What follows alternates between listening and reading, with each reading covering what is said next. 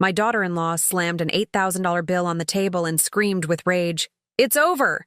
Either you pay this or you're both going to a nursing home." Then my husband, who had been silent, slowly rose to his feet, adjusted his suit, and stared deep into our son's eyes, his own filled with sorrow. No one could have predicted what happened next.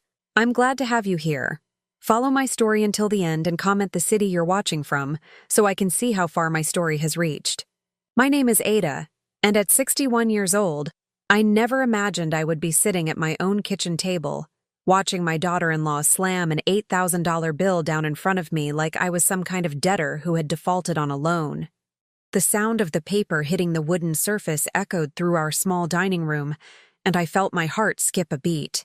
Emery stood there, her perfectly manicured hands still pressed against the document, her face twisted with a rage I had never seen before, not even during her worst moments over the past 2 years. "It's over!" she screamed, her voice cutting through the afternoon silence like a knife. "Either you pay this, or you're both going to a nursing home." I stared at the bill, my hands trembling slightly as I tried to focus on the numbers.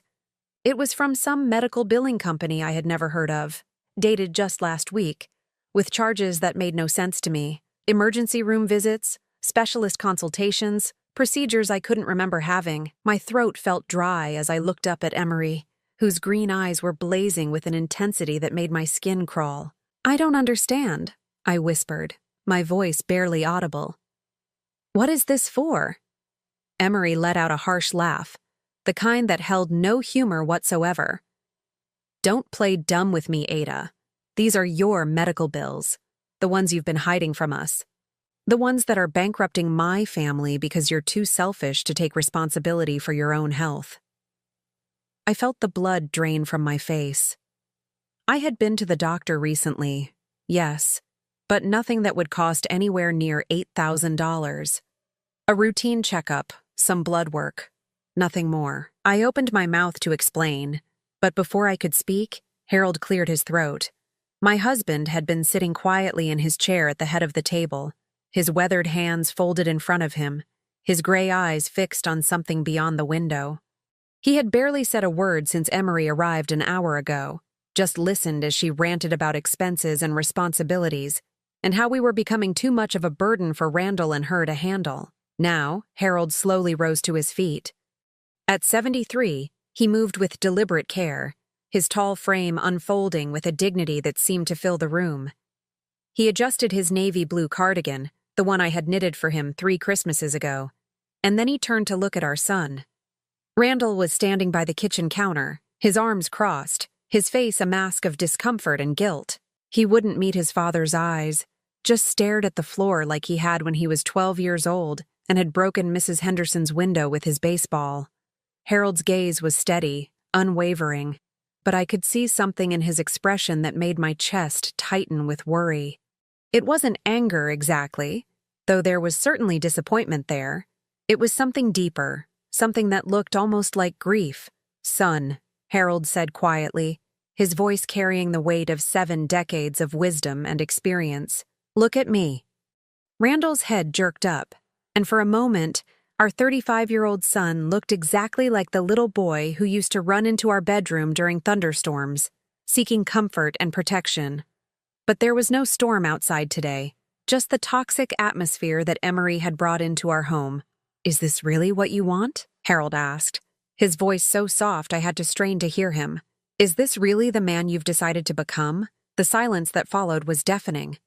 I could hear the old refrigerator humming in the corner, the tick of the grandfather clock in the hallway, the distant sound of children playing in the neighborhood where Randall had grown up, where we had raised him with love and sacrifice, and the hope that he would become someone we could be proud of.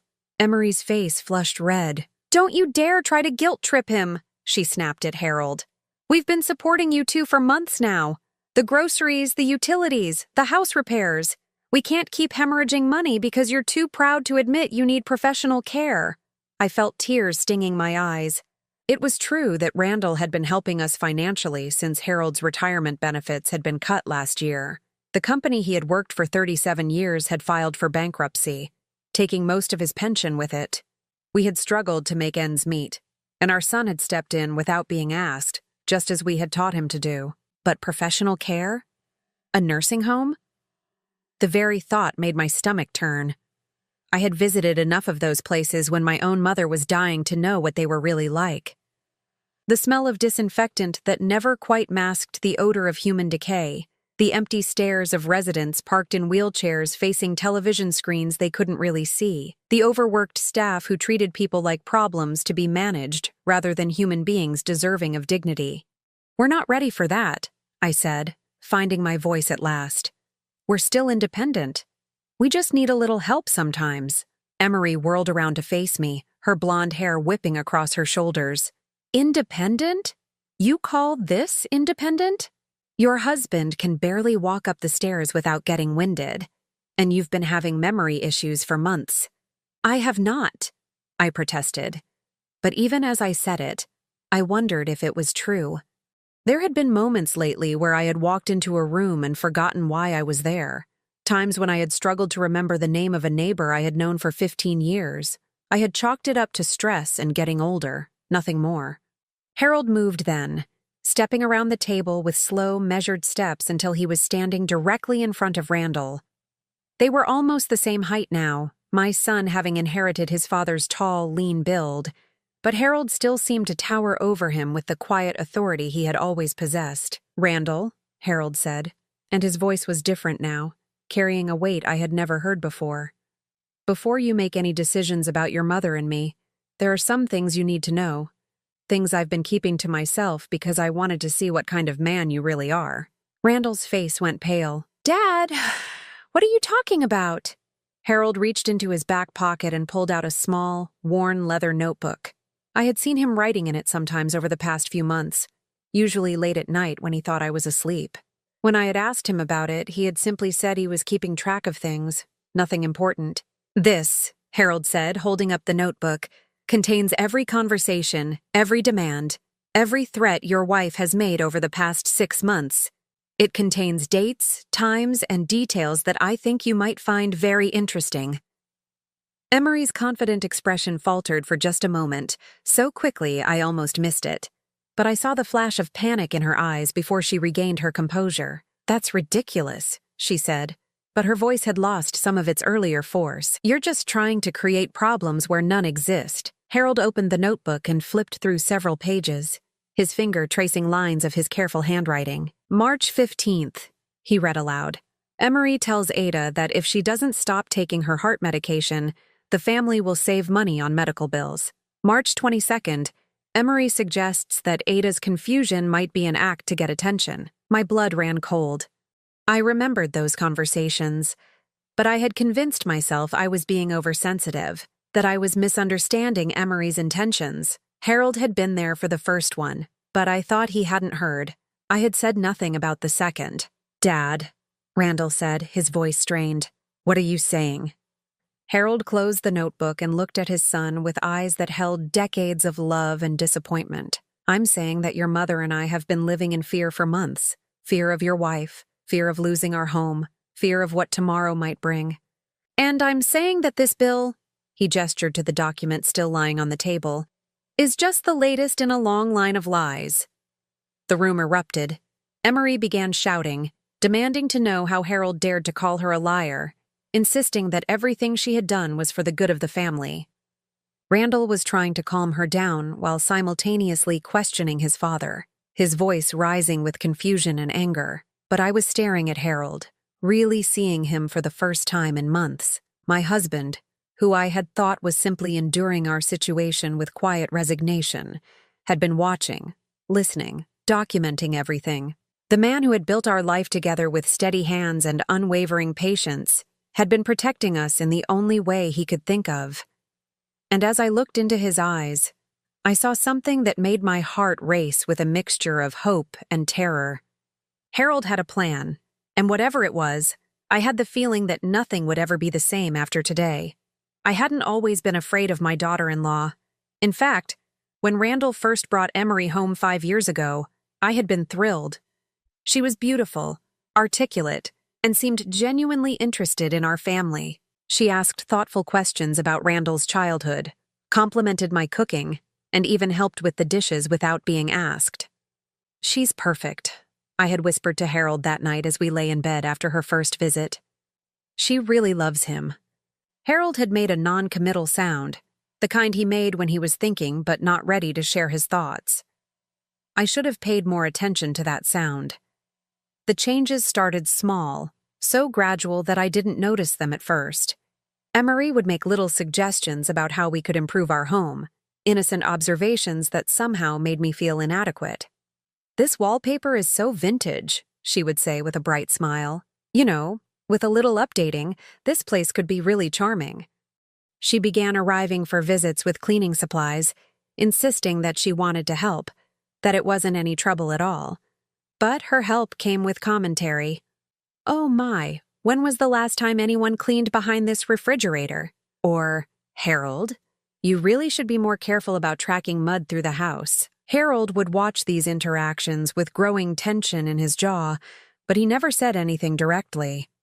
When I tried to talk to him about it, he would simply nod and say that Emery was trying to be helpful, that we should give her time to settle into the family. The isolation began about 2 years into their marriage. Suddenly, Emery had opinions about everything. She thought our weekly dinners with the Kowalskis next door were too much socializing for people your age. She worried that our participation in the church bake sale was too stressful and might affect our health.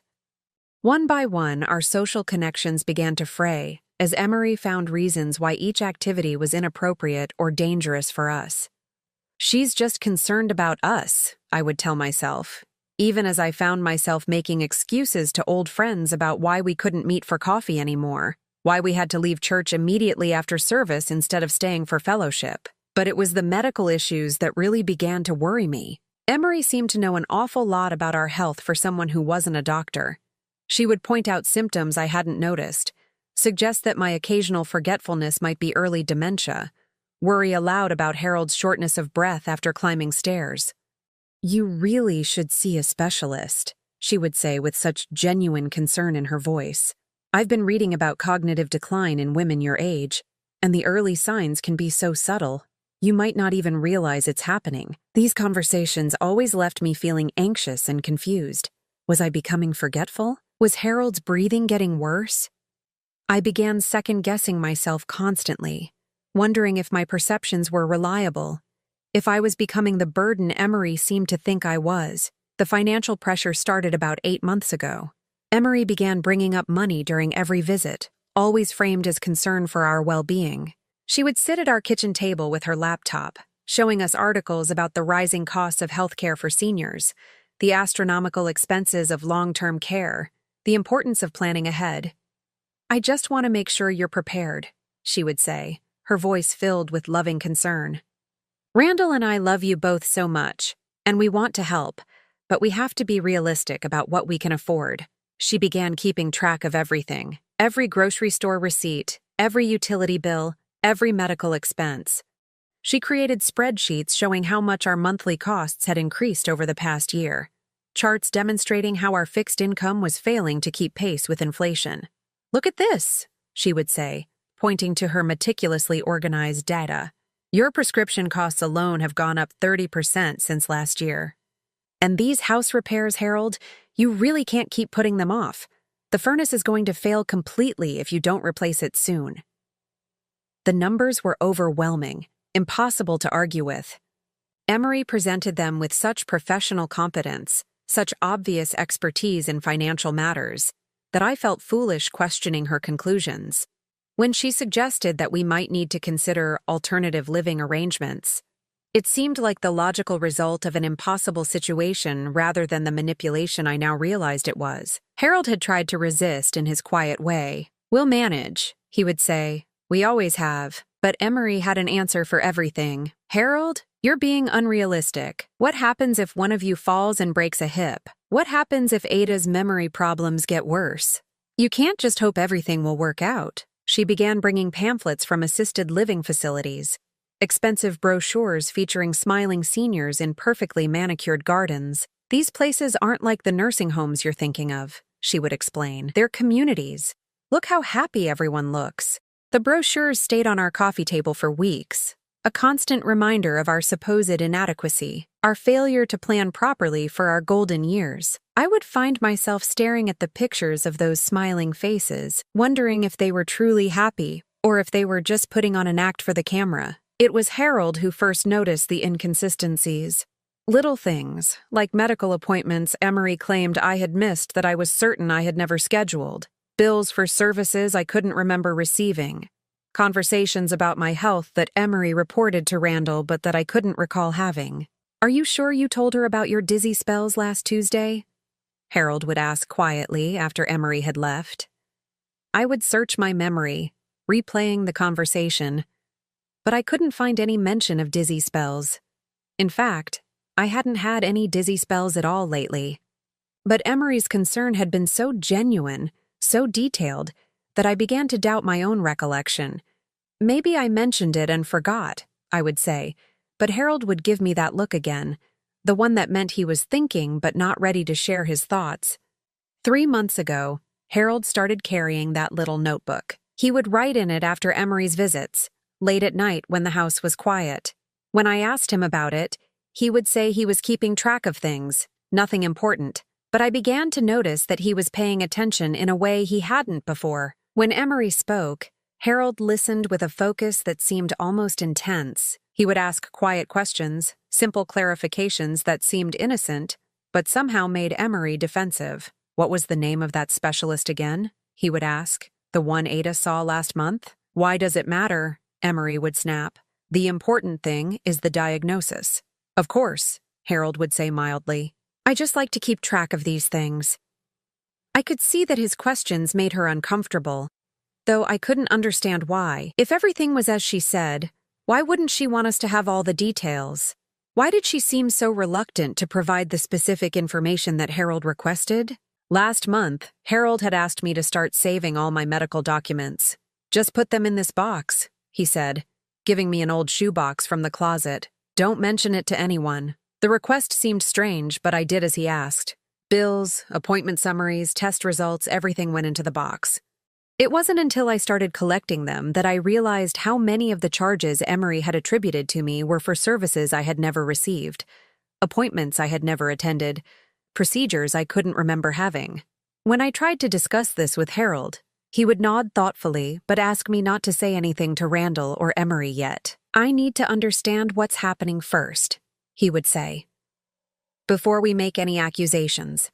But sitting here now, watching my husband confront our son with that notebook in his hand, I realized that Harold had understood much more than he had let on.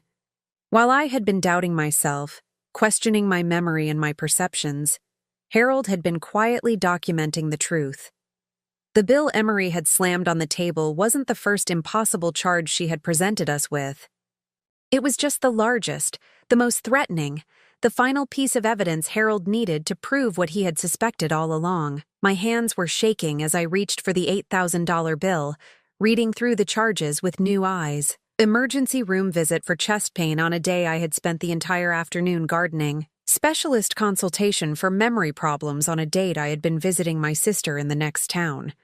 Procedure after procedure that I not only hadn't received, but couldn't have received given where I had actually been on those dates. As the truth began to dawn on me, I felt a mixture of relief and rage that threatened to overwhelm me. Relief because I wasn't losing my mind. My memory wasn't failing. I wasn't becoming the burden Emery had convinced me I was becoming. But rage because this woman, this person we had welcomed into our family, had been systematically destroying our sense of reality for her own purposes. I looked up to find Harold watching me, and I saw in his eyes that he knew I was finally seeing what he had been seeing for months. My husband, my partner of 42 years, had been protecting me in the only way he could, gathering evidence and waiting for the right moment to reveal the truth. And that moment was now. Harold opened the notebook again, this time turning to a page near the beginning. His fingers, weathered from decades of honest work, traced the lines of careful handwriting as if he were reading scripture. The silence in the room was deafening, broken only by the sound of Emery's rapid breathing and the distant hum of the refrigerator. "January 7th, Harold read, his voice steady and clear. Emery tells Randall that Ada had an episode of confusion at the grocery store, claiming she forgot where she parked and wandered around the parking lot for 30 minutes before asking for help. I felt my stomach clench.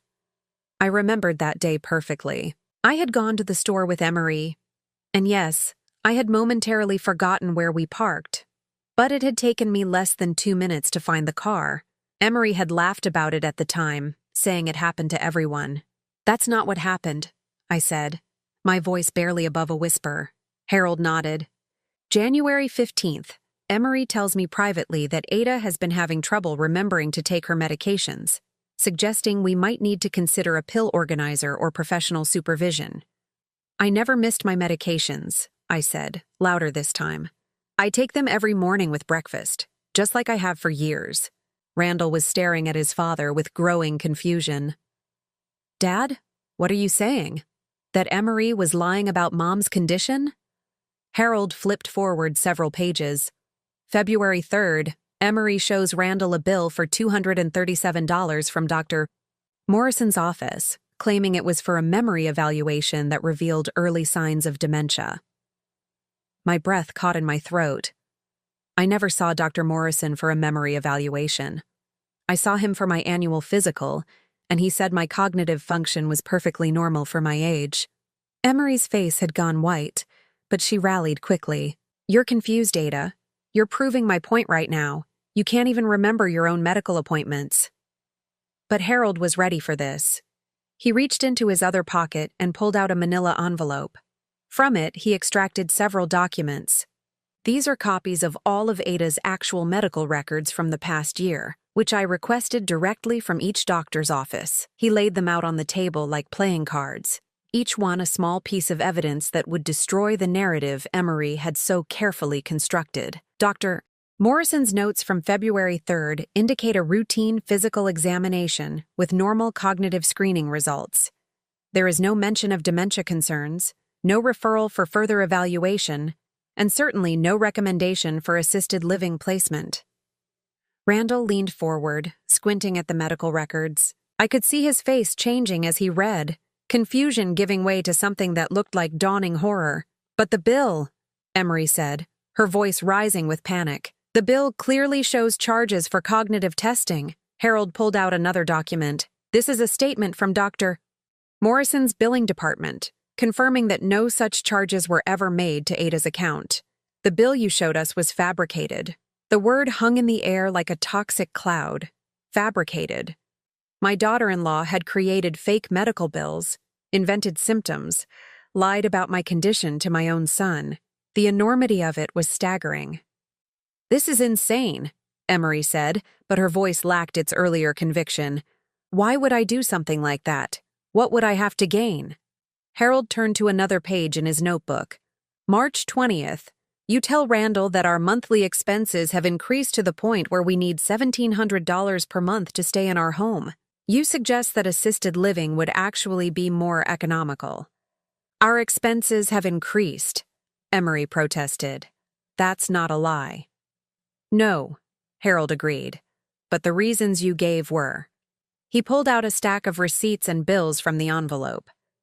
"These are our actual monthly expenses, which I've been tracking carefully.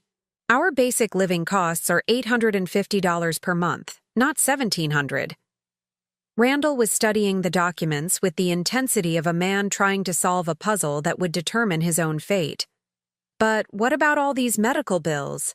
The prescription costs? The home repairs?" Harold spread out more papers. "The prescription cost you were shown included medications that Ada doesn't take and procedures that never happened. The home repair estimates came from companies that quoted prices for work we never requested." I watched my son's face as he processed this information. It was like watching someone wake up from a long, complicated dream, the kind where reality and fantasy are so intertwined that it takes time to separate them. "The furnace repair estimate for $3,000, Harold continued, was for replacing a unit in a house twice the size of ours. The roof repair quote for $5,000 was for a complete replacement, not the minor patchwork we actually need." Emery was backing away from the table now, her confident facade cracking like paint on an old wall. You're twisting everything, she said. You're making it sound like I was trying to deceive you, but I was just trying to help you plan for the future. By lying about my wife's medical condition, Harold's voice remained calm, but there was steel underneath it. By creating fake bills, by isolating us from our friends and community, by convincing our son that his parents were becoming incompetent burdens who needed to be managed like children. Randall stood up abruptly, running his hands through his hair. He looked like a man who had just discovered that his entire understanding of reality was built on quicksand. I don't understand. Why would you do this? What did you want? For the first time since this confrontation began, Emery was silent. She stood there, her mouth slightly open, her eyes darting between Harold's evidence and Randall's face like she was calculating whether there was any way to salvage the situation. Harold answered the question for her. Control, he said simply. She wanted control over our assets, our decisions, our lives. And she was using you, Randall, to get it. He turned to another section of the notebook. April 10th. Emery suggests that we should consider giving you power of attorney so you could handle our finances more efficiently. April 18th. She brings up the idea of us signing over the deed to the house so it would be protected if we needed Medicaid coverage for nursing home care. I felt sick. These were conversations I remembered, presented to us as loving suggestions from a daughter-in-law who cared about our security and wanted to protect our assets. I had been grateful for her financial expertise, impressed by her knowledge of elder care planning. May 2nd, Harold continued. Emery tells you that we've agreed to these arrangements and asks when we can meet with a lawyer to finalize the paperwork. But we never agreed to anything, I said, finding my voice at last. We never even discussed it seriously. Randall was staring at his wife with an expression I had never seen before. It wasn't anger exactly, though there was certainly anger there. It was something deeper, something that looked like betrayal and disbelief, and the terrible realization that the person you trusted most in the world had been systematically lying to you. Emery, he said, and his voice was hoarse. Tell me this isn't true. Tell me there's some explanation I'm not seeing. She opened her mouth, closed it, then opened it again. For a moment I thought she might confess, might break down and admit what she had done and beg for forgiveness. But instead, she did what she had been doing all along. She attacked.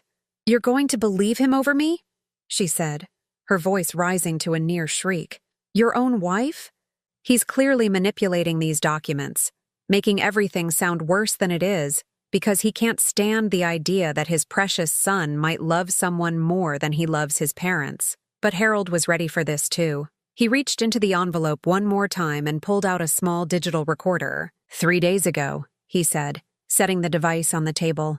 You came here while Randall was at work. You thought Ada was napping, but she was in the bathroom, and I was in the kitchen where you couldn't see me. He pressed play, and suddenly the room was filled with Emery's voice, clear and unmistakable. Listen, Harold. I know you think you're protecting Ada, but you're not doing her any favors. She's getting worse, and you're in denial about it. The best thing for everyone would be if you both moved into assisted living voluntarily. If you fight this, it's just going to be harder on everyone, especially Randall. Harold's voice came through the speaker, tired and strained. Ada is fine, Emery. Her doctor says she's perfectly healthy for her age. Her doctor doesn't see her every day. Emery's recorded voice replied. I do. I see the confusion, the memory lapses, the way she can't keep track of simple things anymore, and frankly, you're not much better. How long do you think you can keep pretending that everything is normal? There was a pause, then Harold's voice again. What exactly are you suggesting? I'm suggesting that you stop being stubborn and start thinking about what's best for your family. Randall is killing himself trying to support you financially while you live in this fantasy where you're still independent. The house needs work you can't afford, your medical bills are piling up, and your income isn't enough to cover your expenses. You're becoming a burden, Harold, and the longer you deny it, the worse it's going to get. Harold stopped the recording. The silence that followed was profound, as if the very air in the room had been sucked away. Randall was staring at the recorder as if it were a poisonous snake. You told me they asked for help, he said, his voice barely audible. You said they came to us because they realized they couldn't manage anymore. Emery's composure finally shattered completely. I was protecting you, she screamed. They were never going to admit they needed help.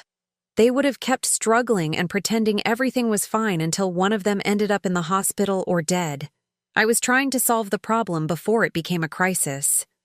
By lying to me, Randall's voice was getting louder. By manipulating me into thinking my parents were incompetent when they're perfectly fine? They're not fine, Emery shot back. Look at them. They're old, they're poor, and they're going to need care eventually. I was just trying to plan ahead. Harold stood up slowly, his movements deliberate and controlled. Emery, he said, and his voice carried the weight of absolute moral authority. You have been emotionally abusing my wife for months. You have been lying to my son about our health and our finances. You have been manipulating our family relationships for your own benefit. He paused, letting the words sink in. But most importantly, you have been trying to steal our home and our independence based on lies and fabricated evidence. Emery's face twisted with rage. Steal? I wasn't trying to steal anything. I was trying to help. Help yourself, I said, surprising everyone, including myself, with the strength in my voice. Help yourself to our house, our money, our son's loyalty. Help yourself to control over our lives. I stood up, my legs shaking but my resolve solid. You made me doubt my own mind, Emery. You made me think I was losing my memory, becoming a burden, falling apart. You isolated me from my friends and convinced my son that I was incompetent. Tears were streaming down my face, but they weren't tears of sadness anymore. They were tears of rage, of relief, of the terrible joy that comes with finally seeing the truth clearly after months of confusion and doubt. But worst of all, I continued, my voice growing stronger with each word, you tried to destroy my relationship with my son. You tried to make him see us as problems to be solved rather than people to be loved. The room fell silent except for the sound of my own breathing. Randall was staring at his wife as if he had never seen her before, and perhaps he hadn't. Perhaps none of us had ever really seen Emery clearly until this moment. Harold reached across the table and took my hand, squeezing it gently. The question now, he said, looking directly at Randall, is what are you going to do about it? The silence stretched on for what felt like hours, though it could only have been minutes. Randall stood frozen in the middle of our kitchen, his face cycling through emotions I could barely identify. Shock, betrayal, anger, confusion, and something that looked almost like grief. Emery was the first to break the silence, but when she spoke, her voice had changed completely. Gone was the concerned daughter-in-law, the financial expert, the woman who claimed to have our best interests at heart. What remained was something colder, more calculating, and infinitely more dangerous. You think you're so clever, don't you, Harold? She said, her tone flat and venomous. You think your little notebook and your recordings prove something important, but all you've done is show how paranoid and manipulative you really are. She turned to Randall, her expression shifting to something that might have looked like vulnerability if I hadn't just heard the truth about her. Baby, can't you see what's happening here? They're trying to turn you against me because they can't stand that you chose me over them. Harold's grip on my hand tightened, but his voice remained calm. Randall, look at the evidence. The medical records, the bills, the recorded conversation. Don't let her manipulate you again. Manipulate? Emery laughed, but it sounded like glass breaking. I'm not the one who's been secretly recording private conversations and building some conspiracy theory about my own family. This is exactly the kind of paranoid behavior that proves my point about their mental state. I watched my son's face as she spoke, and I could see her words having an effect. Even after everything Harold had shown him, even after hearing the recording of her voice, part of Randall still wanted to believe his wife. Part of him still wanted to find a way to make this all make sense without having to accept that the woman he loved had been systematically destroying his family. The bills are real, Emery, Randall said, but his voice lacked conviction. Dad has the actual medical records, which could be falsified, she shot back. Has it occurred to you that someone with declining mental faculties might not be the most reliable source of information? That maybe Harold has been confused about what bills belong to what services. She was doing it again, right in front of us, trying to make us doubt reality. But this time, I wasn't going to let it happen. "Show him the bank statements," I said to Harold. Harold nodded and reached into his envelope once more. "I thought you might try this approach," he said to Emery, so I also obtained copies of all our bank statements for the past year. He laid out several pages of financial records. "These show exactly what was actually charged to our accounts, when, and by whom. There are no $8,000 medical bills, no $3,000 furnace repairs, no $5,000 roof replacements." Randall leaned forward, studying the bank statements with the focused intensity of someone trying to solve a puzzle that would determine his entire future. I could see him tracing the charges with his finger, cross-referencing them with the fabricated bills Emery had shown him over the months. "But I've seen the bills," he said slowly. "You've shown them to me, Emery. I've seen the invoices, the payment demands." "And where are those bills now?" Harold asked quietly. Randall looked around as if he expected to see them materialize out of thin air. "There. Emery handles all of that. She keeps track of your financial situation so I don't have to worry about the details." "Though, how convenient," Harold said. "And have you ever seen the actual medical records? Have you ever spoken directly to any of Ada's doctors about her supposed cognitive decline?" The color drained from Randall's face as he realized the answer to that question. "Emery said it would be easier if she handled all the medical communications. She said it was too stressful for you both to have to explain everything over and over." Harold nodded grimly. "Of course she did. Just like she suggested that our weekly dinners with the neighbors were too stressful for us. Just like she worried that church activities were too much for our health. Just like she convinced you that we needed to be protected from ourselves." Emery was backing toward the door now, but her retreat only seemed to make her more desperate and aggressive. "This is insane," she said. "You're making it sound like I orchestrated some elaborate conspiracy when all I did was try to help my husband's aging parents plan for their future." "By lying about their health?" Randall asked, and for the first time, his voice carried a note of real anger. "By facing reality," Emery snapped, "which is more than any of you seem capable of doing." Harold opened his notebook to a page near the end. "June 15th, he read. "Emery tells Randall that Ada had what appeared to be a mini-stroke while grocery shopping, becoming disoriented and needing assistance to get home." "I remember that day," I said, my voice growing stronger with each revelation. "I went shopping alone because Emery had canceled our usual trip together at the last minute. I had no problems whatsoever. I came home with groceries, put them away, and started dinner." "But you told me Mom was confused and scared," Randall said to Emery, his voice hollow. "You said she called you from the store parking lot crying because she couldn't remember how to get home." "I never called her," I said. "I don't even have her phone number memorized. I would have called you if I was in trouble." Emery's composure was cracking more obviously now. "You're all ganging up on me," she said. "This whole thing is a setup. You've been planning this ambush for weeks." "June 22nd, Harold continued reading. "Emery brings a brochure from Sunset Manor Assisted Living and suggests that we schedule a tour, claiming that Ada had expressed interest in learning more about their programs. I never expressed any such interest," I said. "In fact, when you showed me that brochure, I specifically said I wasn't ready to consider assisted living." "But you told me she was excited about the idea," Randall said to Emery. "You said she was relieved to finally have a plan for her future care." The lies were unraveling faster now, each revelation making the next one more obvious. I could see Randall struggling to reconcile the stories his wife had told him with the evidence his father was presenting. The cognitive dissonance was written all over his face. "July 1st, Harold read.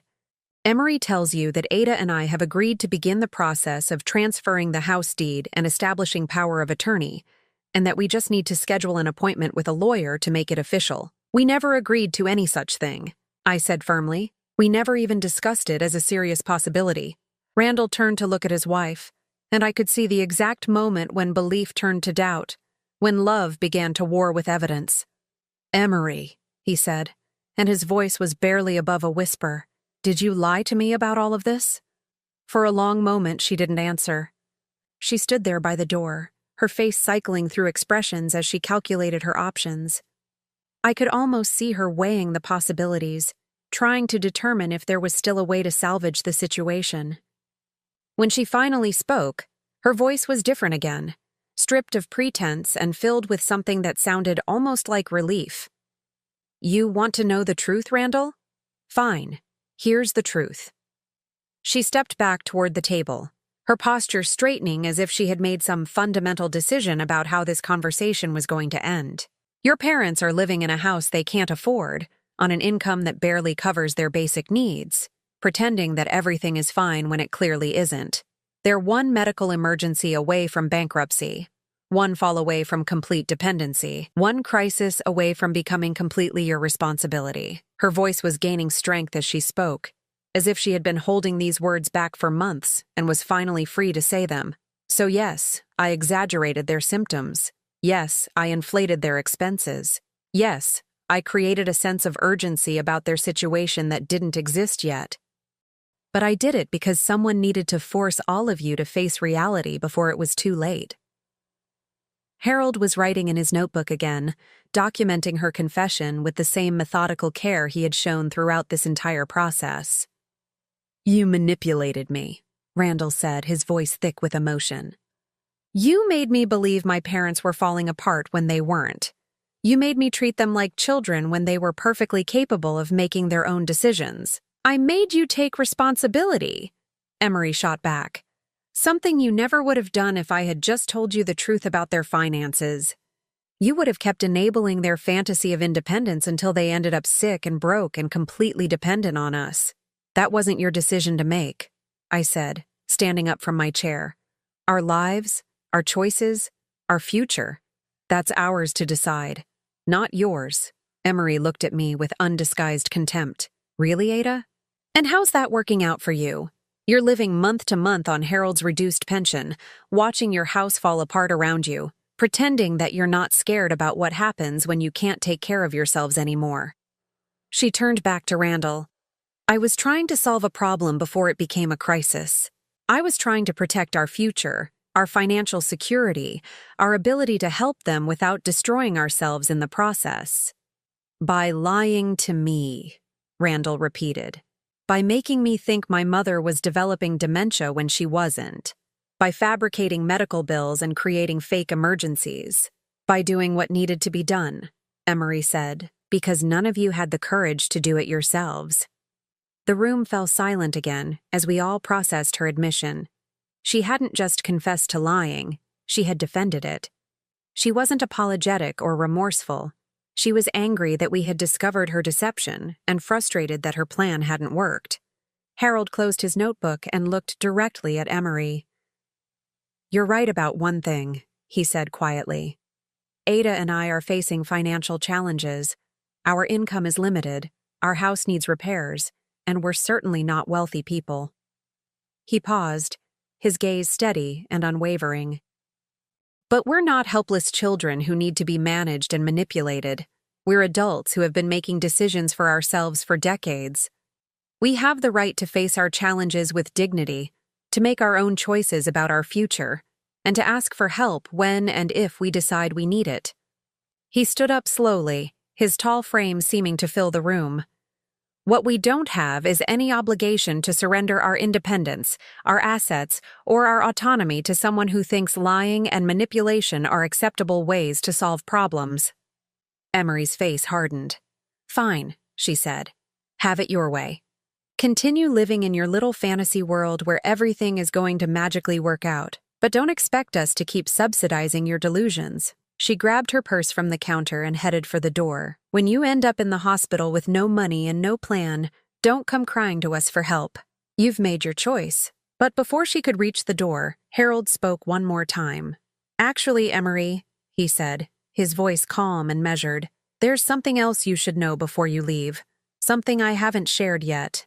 She paused with her hand on the doorknob, and I could see the tension in her shoulders. "Ada and I may not be wealthy," Harold continued, "but we're not as helpless as you think we are.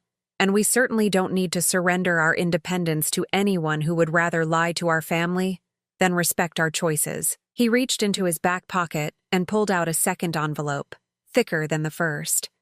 You see, while you were busy fabricating crises and manipulating our son, I was busy making some phone calls of my own. The expression on Emery's face changed from anger to something that looked almost like fear. And in that moment, I realized that my husband's plan was far more comprehensive than I had imagined. Harold opened the second envelope with the same deliberate care he had shown throughout this entire confrontation. His movements were precise, controlled, like a surgeon making a critical incision. Emery stood frozen by the door, her hand still gripping the knob, but her attention completely focused on whatever my husband was about to reveal. 3 weeks ago, Harold began, pulling out a thick stack of official-looking documents. I contacted a lawyer, not to discuss power of attorney or property transfers, as you suggested we should, but to discuss something else entirely. He spread the first document on the table, and I could see it was some kind of legal letterhead. I wanted to understand exactly what constitutes elder abuse under Texas state law and what legal remedies are available to people in our situation. Emery's face went white. Elder abuse? Are you insane? I was trying to help you. Help us by lying about medical conditions? By fabricating bills? By isolating us from our friends and community? By manipulating our son into believing we were incompetent? Harold's voice remained calm, but there was an edge to it now that I had rarely heard in our 42 years of marriage. He pulled out another document.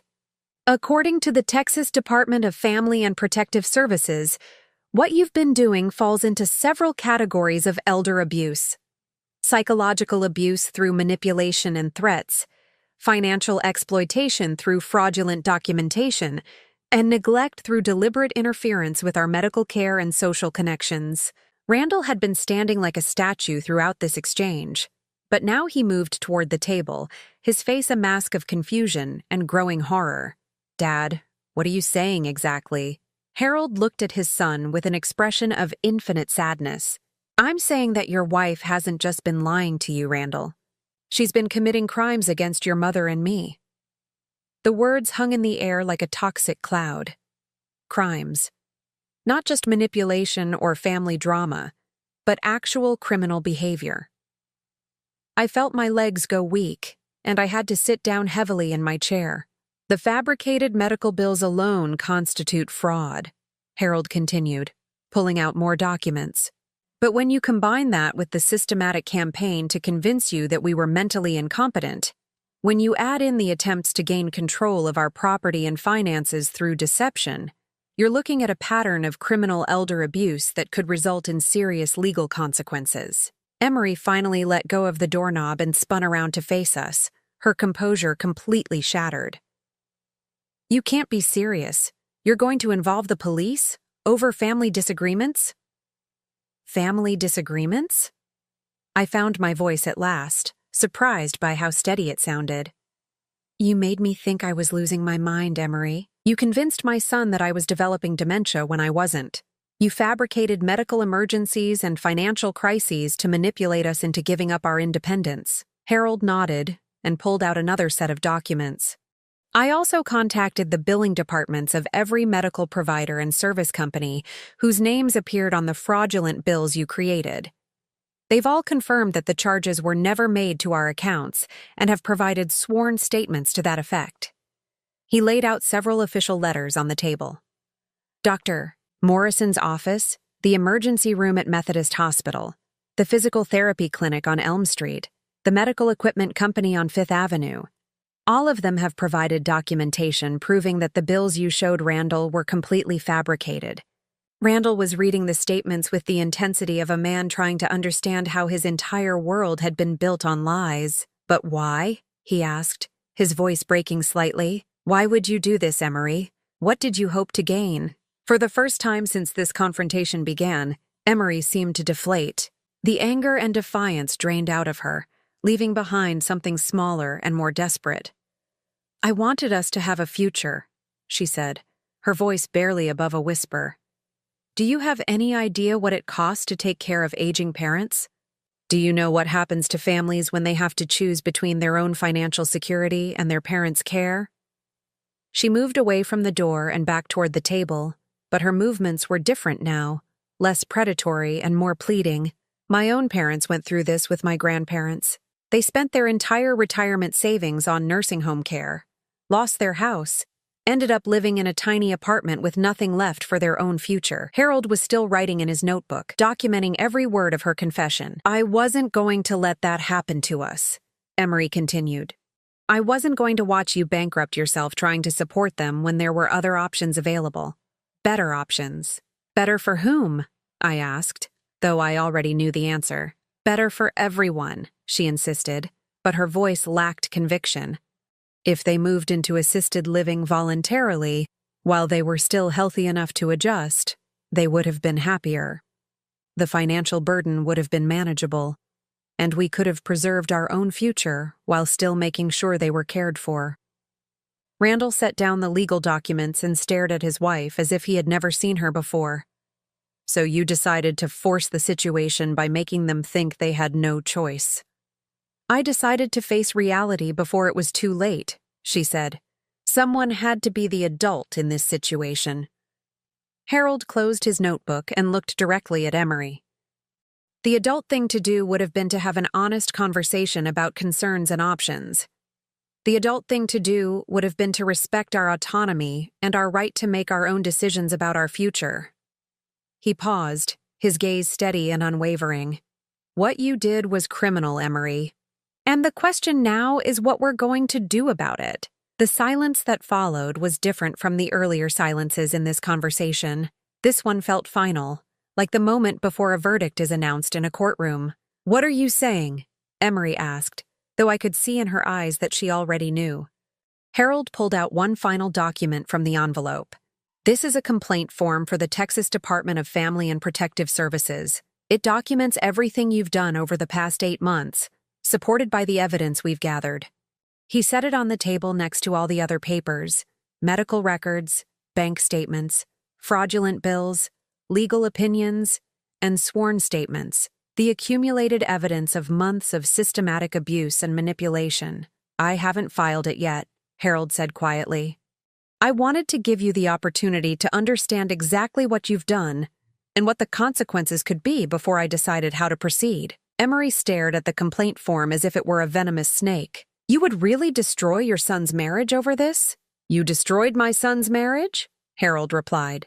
By lying to him, by manipulating him, by using him as a weapon against his own parents. We're just deciding whether to let you face the legal consequences for your actions. Randall had been silent throughout this exchange, but now he stepped forward. His face was pale, but his expression was resolute.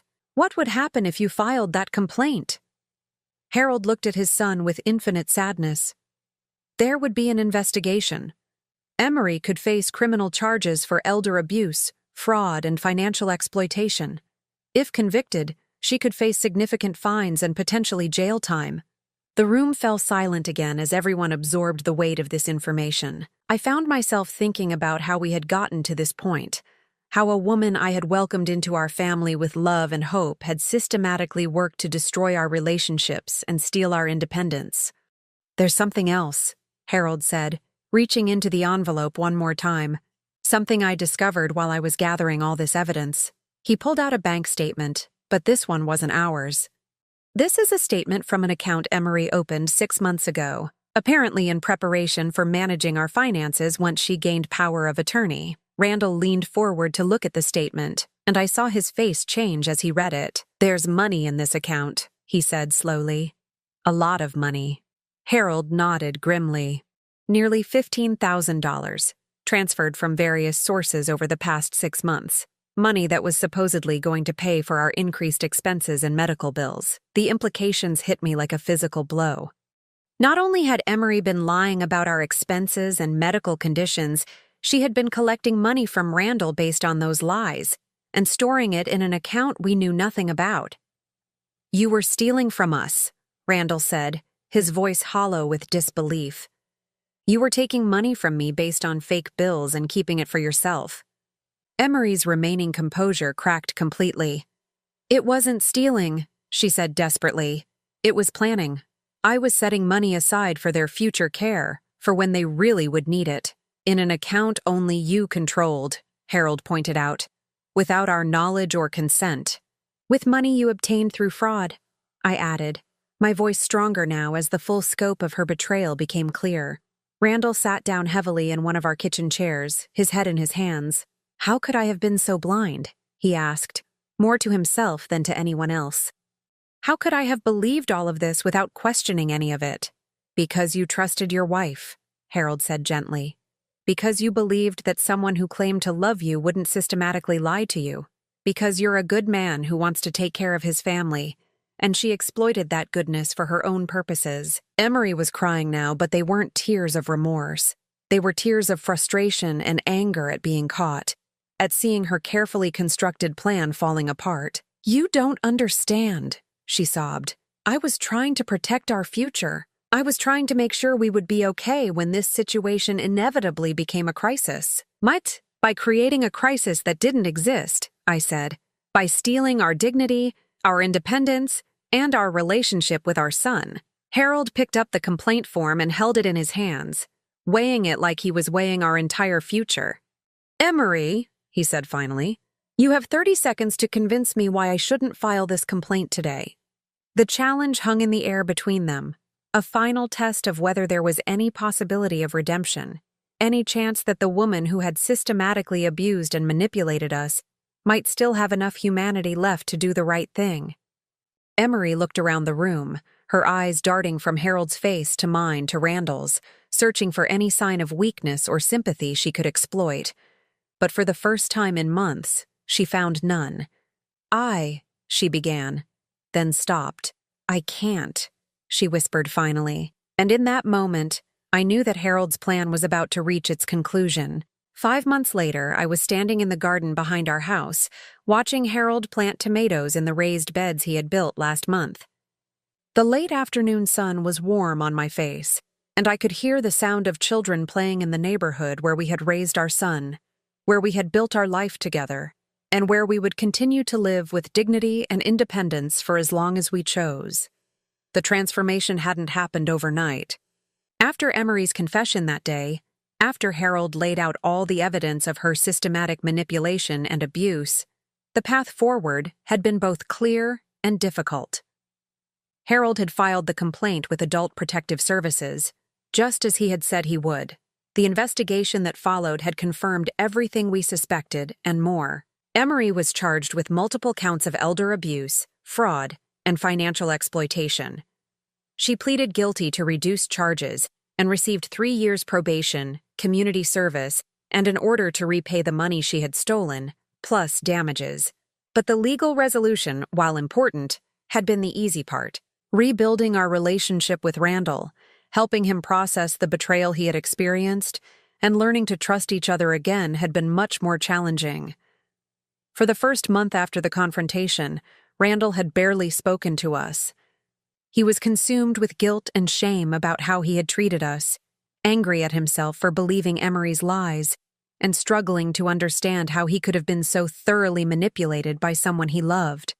I remembered the afternoon he had finally come to see us, about 6 weeks after Emery had moved out of their house. He had sat in our living room, his head in his hands, and cried like the little boy who used to run to us during thunderstorms. I don't know how to apologize for this, he had said, his voice muffled by his hands. I don't know how to make up for the way I treated you both. Harold had sat beside him on the couch, the same couch where he had read bedtime stories when Randall was small, and put his arm around his son's shoulders. You don't need to apologize for being manipulated, Harold had said gently. You need to learn from it, and you need to help us rebuild what was damaged. But you don't need to carry guilt for someone else's crimes. It had taken time, patience, and several sessions with a family counselor, but slowly we had found our way back to each other. Randall had learned to recognize the signs of manipulation that he had missed before. We had learned to trust his intentions even when we disagreed with his decisions. And together, we had built a new relationship based on honesty, respect, and mutual support, rather than obligation and guilt. The financial situation that Emery had fabricated as a crisis had turned out to be manageable with honest communication and realistic planning. Yes, we lived on a fixed income. Yes, our house needed some repairs. Yes, we would eventually face health challenges that might require us to make difficult decisions about our future. But we were facing these realities together, as a family, with full knowledge of the facts and respect for each other's autonomy. Randall helped us create a realistic budget and plan for potential future needs. We made some modifications to the house to improve safety and accessibility, and we established clear agreements about when and how we would ask for help if we needed it. Most importantly, we had reclaimed our voices in our own lives. No one was making decisions for us based on fabricated emergencies or exaggerated fears. No one was isolating us from our friends and community. No one was trying to convince us that we were incompetent or burdensome. I had reconnected with my old friends, including Mrs. Kowalski next door, who had been wondering why we had become so distant over the past year. I had resumed my volunteer work at the church, which I had missed more than I realized. Harold had started a woodworking class at the community center and was making friends with other retirees who shared his interests. We were living our lives again, making our own choices, facing our challenges with dignity and support, rather than manipulation and fear. "Ada," Harold called from the garden, interrupting my thoughts.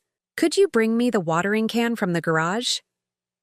I smiled and went to fetch it, marveling at how such a simple request felt like a gift after months of having every interaction filtered through Emery's agenda of crisis and control. As I handed Harold the watering can, he straightened up and looked at me with the same steady gaze that had sustained me through 42 years of marriage and the recent months of upheaval. "Any regrets?" he asked quietly.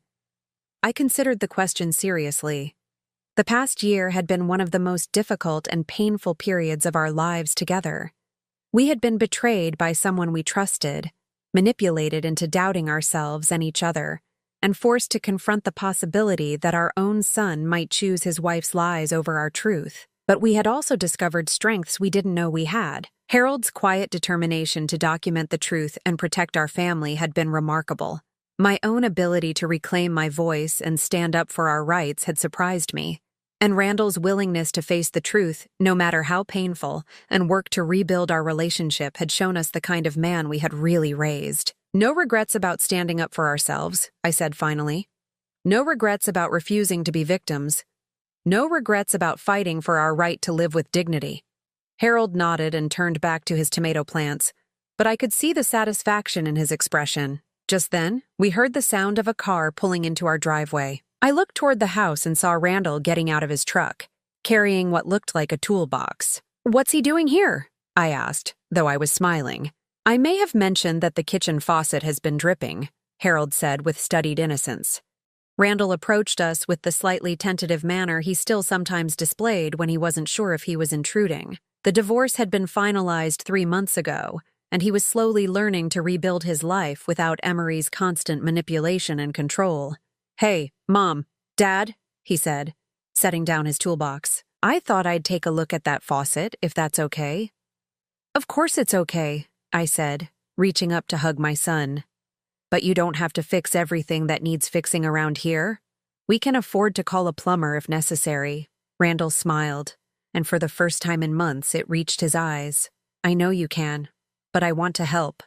Is that okay?" The difference was subtle but crucial. He wasn't helping because we were incompetent and needed to be managed. He wasn't helping because someone had convinced him we were in crisis. He was helping because he loved us, and because helping family members is what people do for each other. "It's more than okay," Harold said, clapping his son on the shoulder. "It's appreciated." As Randall headed toward the house to work on the faucet, Harold and I continued tending the garden. The sun was beginning to set, casting long shadows across the yard where Randall had played as a child, where we had hosted countless family barbecues and birthday parties, where we had built a life together that no amount of manipulation or abuse could ultimately destroy. "You know," I said, pulling weeds from around the pepper plants, "I used to be afraid that we were becoming a burden, that we were holding Randall back from his own life and happiness." Harold paused in his watering to look at me. "And now?" Now I realize that was never really the issue. The issue was whether we would be allowed to age with dignity and make our own choices about our future, or whether someone else would make those choices for us based on their own agenda. I stood up, brushing dirt from my hands, and looked around at our modest but well-maintained home, our thriving garden, our neighborhood full of friends and memories. We may not be wealthy, and we may not live forever, but we're not a burden. We're a family, and families support each other through challenges without lies, manipulation, or force. Harold set down the watering can and took my hand, his fingers intertwining with mine just as they had on our wedding day 42 years ago. Emery was wrong about a lot of things, he said quietly. But she was especially wrong about one thing.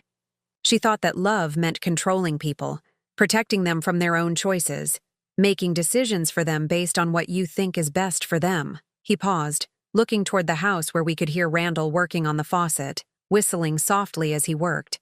But real love means respecting people enough to let them live their own lives, make their own mistakes, and ask for help when they're ready. It means being there to support them when they need it, not forcing support on them when they don't. As if summoned by our conversation, Randall appeared at the back door. "Faucet's fixed," he called out, and I noticed the front steps could use some reinforcement. "Want me to take a look at that next weekend?" "If you have time and want to," I called back, "but only if it works for your schedule." He grinned and gave us a thumbs up before disappearing back into the house. Harold squeezed my hand gently. "Think he's learned the difference between helping and controlling?" I watched our son through the kitchen window as he cleaned up his tools, moving with the confident ease of a man who was rebuilding his life on a foundation of honesty rather than manipulation. "I think we all have," I said. As the sun set behind our house, painting the sky in shades of orange and pink, I felt a deep sense of peace that had been missing from my life for far too long. We had faced a serious threat to our independence, our dignity, and our family relationships. We had been lied to, manipulated, and abused by someone we had trusted and welcomed into our lives. But we had survived. More than survived, we had reclaimed our voices, our choices, and our right to live our lives according to our own values and decisions.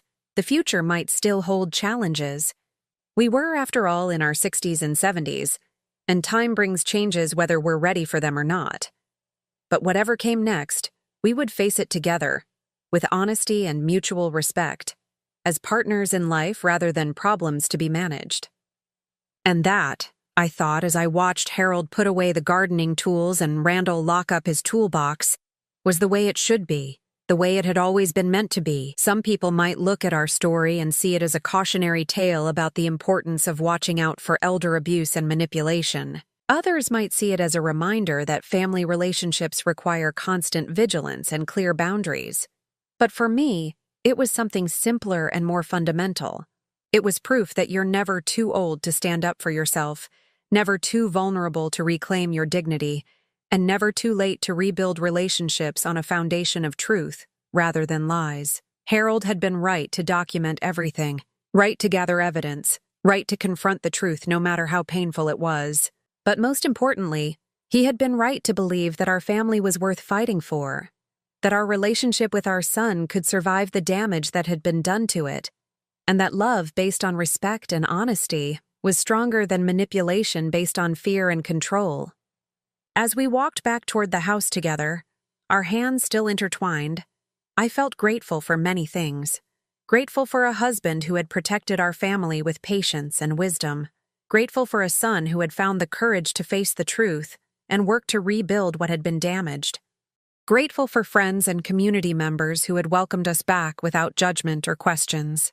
But most of all, I felt grateful for the simple, profound gift of being able to live my own life, make my own choices, and face my own future with dignity intact. That was what Emery had tried to take from us, and that was what we had refused to give up. And in the end, that had made all the difference. Now I'm curious about you who listened to my story. What would you do if you were in my place? Have you ever been through something similar? Comment below, and meanwhile, I'm leaving on the final screen 2 other stories that are channel favorites, and they will definitely surprise you. Thank you for watching until here. air, air, air, air.